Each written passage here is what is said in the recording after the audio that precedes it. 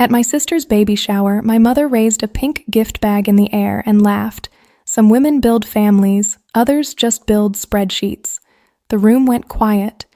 Then everyone looked at me. My sister, Sable, sat in the white velvet chair like a queen accepting applause, one hand resting on her perfect baby bump, the other holding a glass of sparkling lemonade.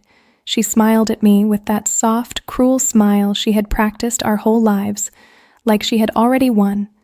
Before we continue, comment below where you're watching from. I always love seeing how far these stories travel. My name is Marlo Quinn, and in my family I was never the golden daughter. Sable was.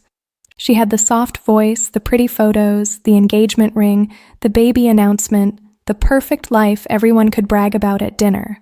I had files, invoices, contracts, grant proposals, and a small office with bad lighting where I worked 12-hour days helping private donors fund medical programs for women who couldn't afford treatment.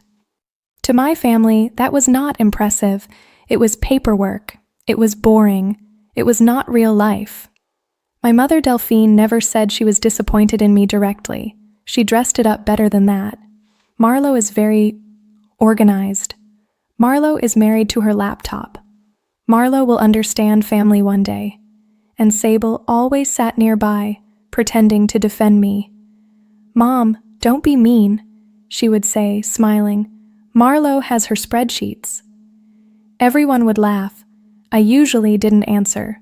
Not because I was weak, because I had learned that in my family, facts only mattered when someone important said them. And I was never considered important.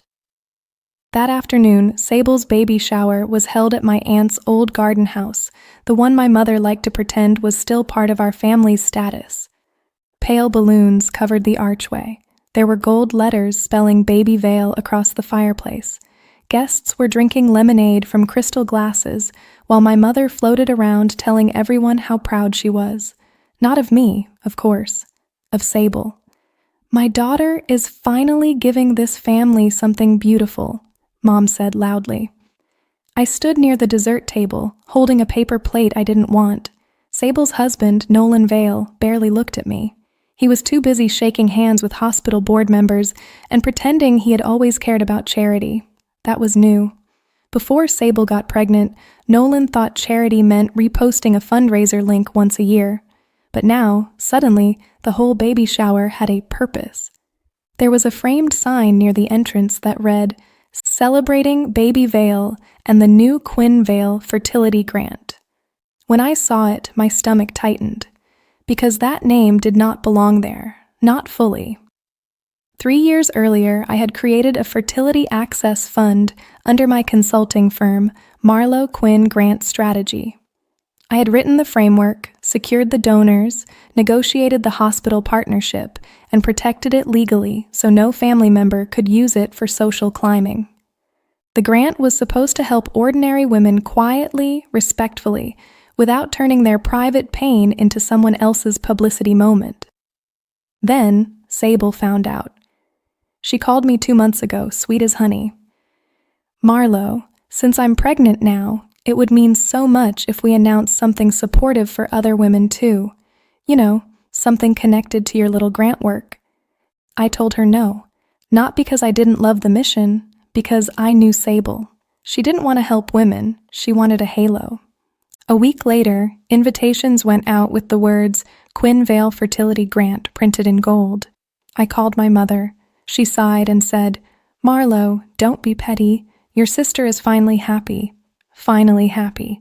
As if her happiness required stealing my work. So I came to the shower with the original documents in my bag and my mouth closed. For once, I wanted to see how far they would go. They went very far. After Mom made the spreadsheet joke, a few guests laughed nervously. My cousin Brielle looked down at her drink. My uncle pretended to adjust his watch. Sable tilted her head at me. "Oh, Marlo knows we're teasing," she said. "She's always been more comfortable with numbers than people." Mom smiled wider. "That's true. Sable builds life. Marlo builds charts." More laughter. I looked at the framed grant sign again. Then I looked at Sable. Interesting. I said softly. Sable's smile twitched. Interesting what? Nothing, I said. Just listening. That bothered her more than anger would have. She leaned back in her chair, one hand on her stomach, playing innocent for the crowd. Actually, she said, we should all thank Mom and Nolan for helping bring this grant announcement together. My mother pressed a hand to her chest, like she had personally saved the world. Nolan nodded proudly, and that was when the front door opened. A woman in a navy blazer stepped inside, holding a leather folder against her chest. Her hair was silver blonde, cut sharply at her jaw, and her expression was calm enough to cut glass. I knew her immediately. Celia Wren, Hospital Administration Director, the person who had approved my grant structure, the person Sable clearly had not expected to appear. Mom frowned. Can we help you? Celia looked around the room, then at the gold sign by the fireplace. Her eyes narrowed for half a second. Then she said, I apologize for interrupting. We were told the signing would take place here today. Sable sat up straighter. Yes, she said quickly. My husband and I are ready whenever you are. Celia opened the folder. I'm afraid that won't be possible. The room changed. The laughter died first. Then the whispers. Nolan's face stiffened. Sable kept smiling, but her fingers tightened around her glass. Celia looked down at the documents, then lifted her eyes. We need the real owner of the fertility grant to sign. For one beautiful second, nobody moved. Then my mother laughed awkwardly. Well, that would be Sable. This is her family's grant. Celia did not smile. No, she said, it isn't. My sister's face went pale under her makeup. I set my plate down on the dessert table. Then I stood up. Celia turned toward me and said, Ms. Quinn, we've been waiting for your authorization. My sister's smile disappeared. Mom dropped the pink gift bag, and every guest at that baby shower turned to look at me like they were seeing me for the first time. For once, my mother had nothing clever to say. The pink gift bag lay on the floor beside her heels, tissue paper spilling out like the room itself had been embarrassed for her. Sable's fingers moved protectively over her stomach, but her eyes were fixed on me, not confused, afraid, because she knew. She had known the entire time. Nolan stood up too quickly, his chair scraping against the wooden floor. There must be some misunderstanding, he said, trying to sound calm. My wife and I have been working closely with the hospital foundation. Celia Wren glanced at him. You've been communicating with the hospital foundation, she corrected. That is not the same thing as owning the grant. A few guests shifted in their seats. My Aunt Brielle whispered, Oh my God. Mom turned on me immediately, because that was easier than turning on Sable. Marlo, she snapped under her breath, what did you do? I almost laughed. What did I do? I had worked for 3 years. I had stayed up past midnight rewriting donor proposals. I had sat with women who cried because one more round of treatment cost more than their rent. I had built a fund that could help them without making them beg publicly for kindness. And somehow, in my mother's mind, I was the problem. I didn't do anything, I said. I protected what I built. Sable's voice came out thin. Marlo, this is my baby shower. I know, I said. You turned it into a signing ceremony. Her cheeks flushed. That is not fair. No, I said. What's not fair is putting your married name on a grant you didn't create, didn't fund, didn't manage, and didn't have permission to announce. Nolan looked at Sable. That look was small, but I caught it. He hadn't known everything. Good. Sable quickly reached for his hand. Nolan, she's twisting this. I told you Marlo agreed to help. Celia opened the folder and removed a document. Ms. Vale, our records show Ms. Marlo Quinn rejected your request to rename the grant 8 weeks ago. Twice. The silence became sharp. Sable's mouth opened, then closed. My mother's face changed from shock to calculation. That was her real talent. Not comfort, not protection, calculation. Marlo, she said, forcing a soft voice. "Sweetheart, this is not the time. Your sister is pregnant. Stress is not good for her." There it was, the shield. Sable could insult me in front of everyone. She could steal my work. She could invite hospital staff to complete a fake public signing. But the second she was exposed, suddenly everyone had to be gentle. I looked at my mother. "You didn't worry about stress when you laughed at me 5 minutes ago." Mom's lips pressed together. "That was a joke." "No," I said. "It was a habit." Someone in the back whispered, "Wow." Sable's eyes watered, but I knew those tears. She had used them since childhood. When she broke my grandmother's porcelain bowl, she cried, and I got blamed for leaving it near the edge. When she copied my college application essay, she cried, and Mom said I should be flattered. When she announced her engagement at my promotion dinner, she cried because I looked cold, and somehow I ended up apologizing. Not today. Celia placed the documents on the small gift table between the cupcakes and the tiny baby socks. "The grant requires authorization by its legal founder and managing director," she said. "Without Ms. Quinn's signature, no public launch, rename, donor transfer, or media release can proceed." Nolan slowly turned to Sable. "Media release?" Sable blinked. "I was going to tell you." His jaw tightened. "After?" Mom stepped between them quickly. "Everyone calm down. This is still a family celebration." I looked at the gold letters over the fireplace. Baby Vale. Under them, the false grant sign gleamed. "You're right," I said. "So let's celebrate honestly." I walked to the gift table and opened my bag. Sable whispered, "Marlo, don't." That whisper told the whole room more than any speech could. I pulled out a slim folder with my company seal on it and placed it beside Celia's documents. "These are the original grant papers," I said. "Donor agreements, hospital approval, founder registration, and the clause preventing unauthorized family branding." My mother stared at the folder like it was poison. "You brought documents to a baby shower?" she hissed. I looked at her. "No, I brought proof to a theft." The room froze again. Sable stood, her perfect white dress shifting around her. "You are humiliating me." I felt something inside me finally settle. "No, Sable, you planned to humiliate me. You just expected me to stand quietly while you did it." Her tears fell then, perfectly timed. "I just wanted one day to feel special." That almost worked. Almost. Then Celia spoke. "Ms. Vale, you also submitted a draft donor announcement stating that Marlo Quinn grant strategy had been absorbed into Quinn Vale Family Foundation." Nolan's face went completely still. My mother closed her eyes, and I knew. They had planned more than a name change. They were trying to take the whole thing. I turned to my sister. "You weren't building a family legacy," I said. "You were stealing mine." Sable looked around the room, searching for sympathy. But this time, people looked away.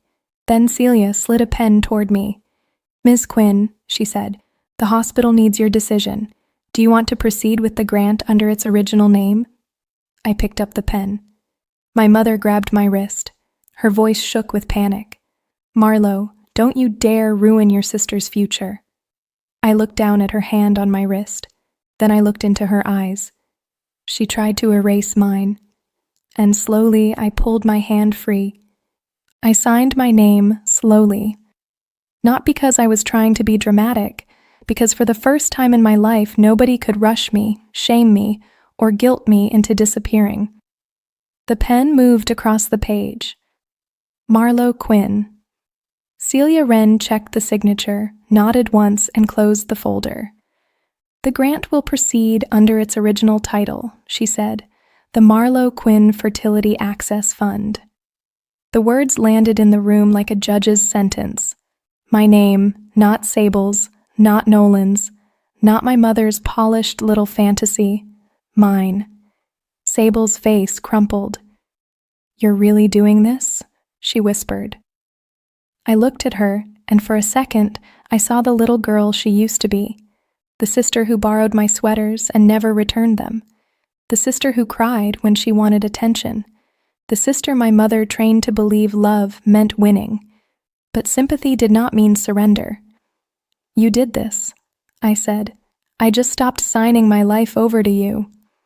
Nolan stepped away from Sable. Not far. Just enough for everyone to notice. "Sable," he said quietly, "did you send that announcement to the donors?" She wiped her cheek. "I was trying to help us." "Us?" he asked. "Or you?" My mother snapped, "Nolan, this is not the moment." He turned to her. "With respect, Delphine, I think this is exactly the moment." That was the first time I had ever liked Nolan. Mom looked betrayed, like the world had broken a rule by not obeying her. Then Celia removed one more paper from the folder. "There is another matter," she said. Sable went still. I already knew what it was. Celia looked at me first, asking silent permission. I nodded. She continued.